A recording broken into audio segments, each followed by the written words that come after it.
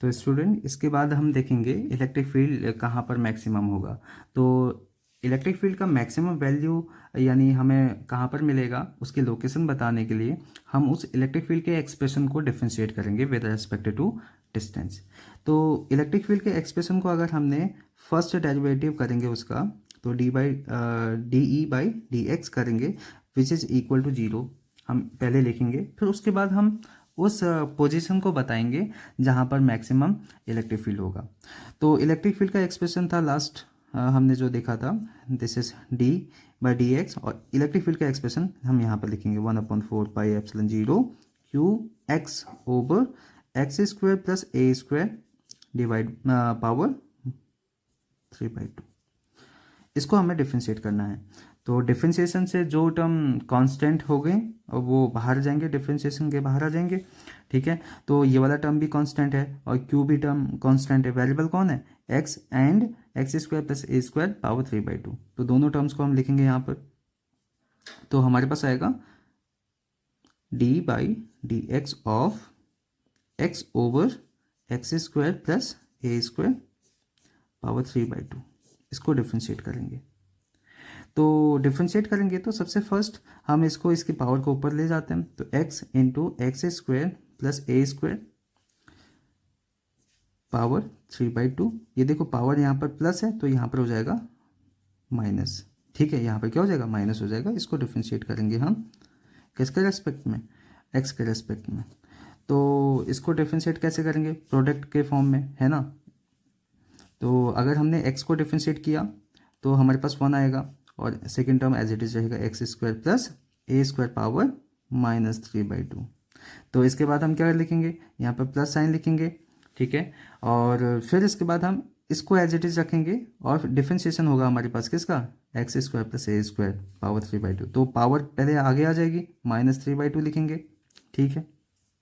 और इसके बाद फिर हम एज इट इज फंक्शन को लिखेंगे एक्स स्क्वायर प्लस ए स्क्वायर और उसकी पावर -3/2 है और उसमें से हम 1 को सब्सट्रैक्ट कर लेंगे। फिर उसके बाद डिफ्रेंशिएशन होगा जो हमारे पास फिर से जो अंदर फंक्शन है एक्स स्क्वायर प्लस ए स्क्वायर का। तो ए स्क्वायर हमारे पास कांस्टेंट है, वेरिएबल कौन है? एक्स है। तो हम एक्स को डिफ्रेंशिएट करेंगे यानी एक्स स्क्वायर को डिफ्रेंशिएट करेंगे तो हमें मिलेगा क्या? 2x, ठीक है। तो यहाँ से हमारे पास क्या एक्सप्रेशन मिलेगा? तो देखो एक्स स्क्वायर प्लस ए स्क्वायर पावर -3/2, ठीक है, माइनस। अब देखिए माइनस माइनस क्या हो जाएगा? प्लस और माइनस हो जाएगा माइनस। तो 2 से 2 कैंसिल आउट हो जाएगा और यहाँ पर मिलेगा 3 और यहाँ पर देखो x multiply x square, okay. तो यहाँ पर हमें क्या मिलेगा? यहाँ पर हमें मिलेगा एक्स स्क्वायर प्लस ए स्क्वायर पावर -3/2 लिखेंगे एक, और दूसरा लिखेंगे हम x square plus A square power -1 which is equal to 0। तो यहाँ से देखिए कॉमन क्या आएगा? एक्स स्क्वायर प्लस ए स्क्वायर पावर -3/2 कॉमन आएगा दोनों जगह से। तो यहाँ पर मिलेगा 1 -3x स्क्वायर, ओके। तो x square plus A square power -1 equal to 0, ठीक है। तो यहाँ से इसको कैसे सॉल्व करेंगे? इसको सॉल्व करने का तरीका है this is 1 is equal to क्या आएगा? 3x square. अब देखिए ये जो पावर है -1 है तो इसको अगर हम अपॉन में ले जाएंगे या डिनोमिनेटर में ले जाएंगे तो हमारे पास बन जाएगा एक्स स्क्वायर प्लस ए स्क्वायर, ठीक है। इसको अगर हम सॉल्व करें तो सॉल्व कैसे करेंगे? तो इस टर्म को यहाँ मल्टीप्लाई कर लेते हैं 1 के साथ, तो हमें मिलेगा एक्स स्क्वायर प्लस ए स्क्वायर, ठीक है, which is equal to 3x square. तो यहाँ से एक्स स्क्वायर को एक साथ ले लेते हैं तो एक्स स्क्वायर क्या आ जाएगा हमारे पास? A square equal to 3x square minus X square, this is 2x square, okay. तो ये आ जाएगा हमारे पास ए स्क्वायर। तो यहाँ से अगर हमें x की वैल्यू फाइंड आउट करनी होगी तो हम क्या लिखेंगे?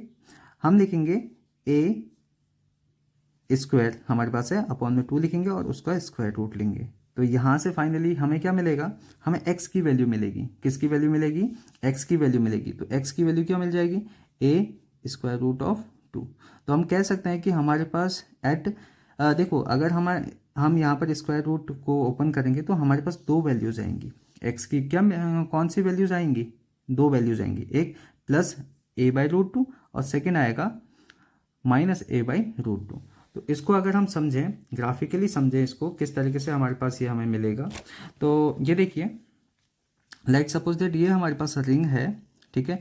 तो रिंग की ये एक्सेस है, ओके, और इस पर यूनिफॉर्मली चार्ज डिस्ट्रीब्यूट है।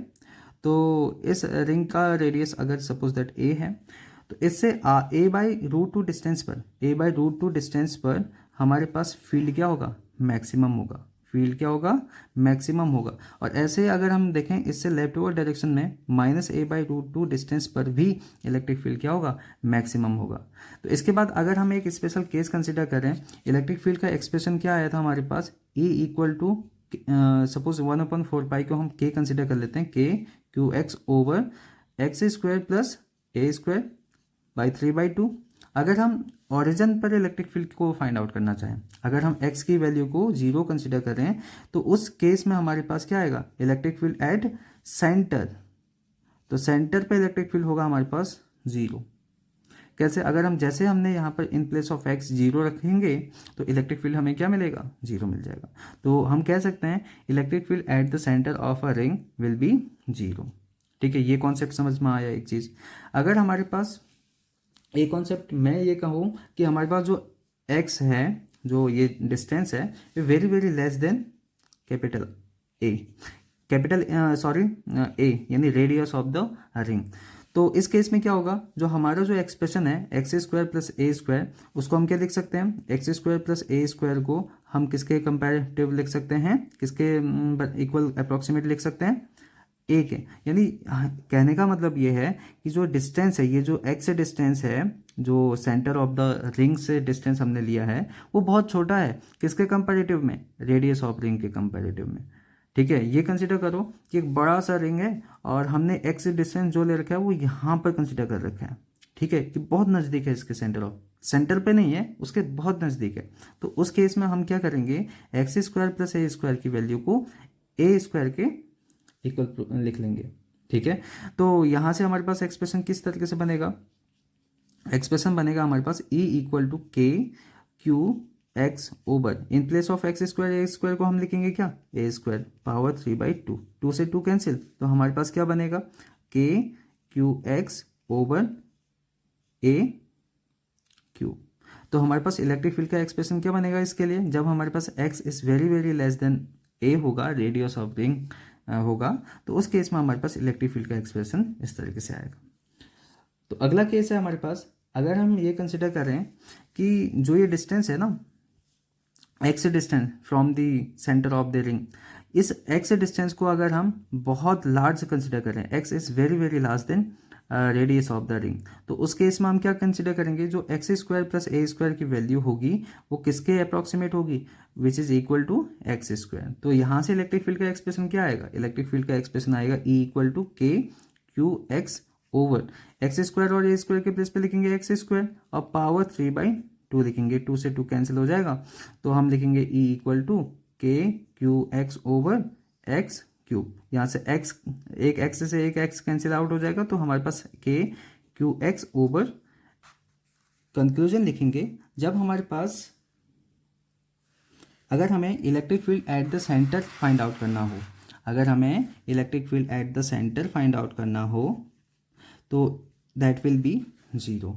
अगर हमारे पास सेकेंड कंक्लूजन है कि अगर हमें इलेक्ट्रिक फील्ड एक ऐसे पॉइंट पर फाइंड आउट करना हो जहाँ पर x जो डिस्टेंस होगी वो रेडियस ऑफ रिंग के कंपैरेटिव में बहुत कम होगी, तब हमारे पास इलेक्ट्रिक फील्ड का एक्सप्रेशन किस तरीके से आएगा, E इज इक्वल टू के क्यू एक्स ओवर ए क्यूब। तो थर्ड कंक्लूजन है कि अगर इलेक्ट्रिक फील्ड हमें एक ऐसे जगह पर फाइंड आउट करना है जहाँ पर x is very very large than a, तो इलेक्ट्रिक फील्ड का एक्सप्रेशन आता है हमारे पास k Q x over k q over x square. ठीक है, इट बिहेव्स लाइक, यानी हम यहाँ से कंक्लूजन लिख सकते हैं कि the charged ring behave like a point charge. किसकी तरह बिहेव करेगा, पॉइंट चार्ज की तरह बिहेव करेगा।